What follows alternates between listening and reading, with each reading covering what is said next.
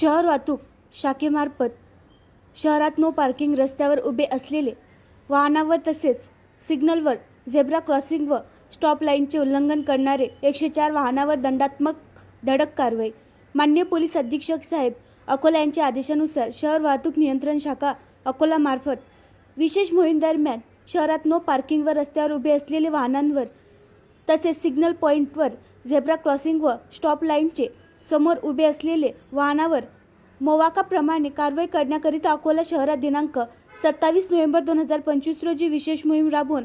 कारवाई करण्यात आली. सदर विशेष मोहीम दरम्यान शहर वाहतूक नियंत्रण शाखेमधील अधिकारी व अंमलदार यांच्या मार्फतीने शहरात नो पार्किंग रस्त्यावर वाहन उभे ठेवणारे तसेच स्टॉप लाईनचे उल्लंघन करणाऱ्या वाहनावर 104 वाहनावर मोटार वाहन कायद्यान्वये कारवाई करून 56,000 रुपये दंड आकारण्यात आला असून त्यापैकी 6,500 रुपये